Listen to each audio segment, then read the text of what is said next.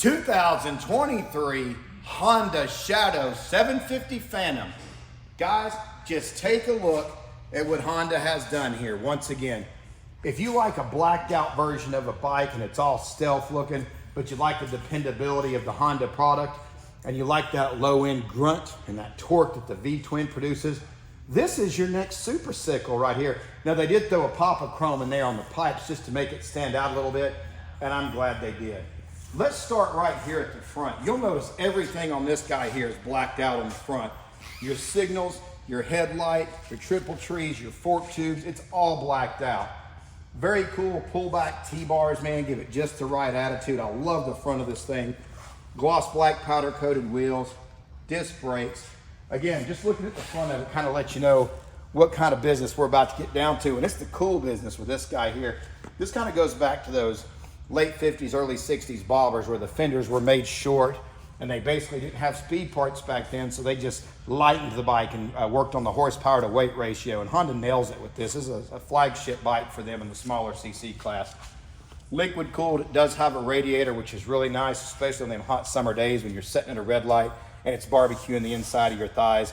This guy right here is going to help you out. And kick on the little electric fan, if you would, gander right down in there, and you'll see we got our electric fan, which is operated by a thermostatic switch. So when it gets up to temperature, that fan's going to come on. You don't even have to think about it.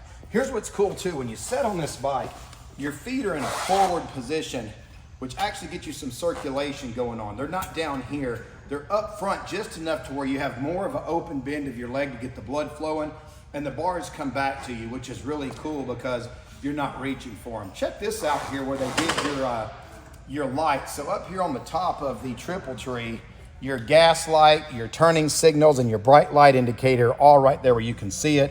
And then of course your speedometer and your neutral indicator and all these things are right here. Locking gas cap, and if you look, you've actually got a metallic flat paint with a flat clear coat on top of it. So it has a matte finish, but it is going to have UV protection, which is important to kind of keep that stealth look going for years to come.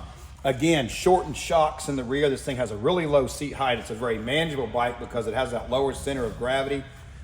Powder coated rear wheel and hub, but not the spokes, just enough to break it up a little bit. You do have enough room for a passenger, and you have passenger pegs.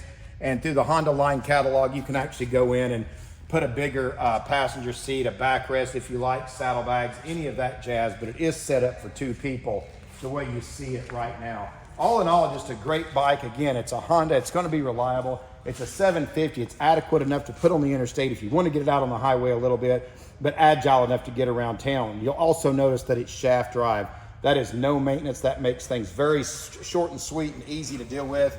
They can service that drive shaft when you bring it in for your service. It doesn't require you to do anything as an owner of the bike. So there it is, Honda Shadow Phantom 750 2023.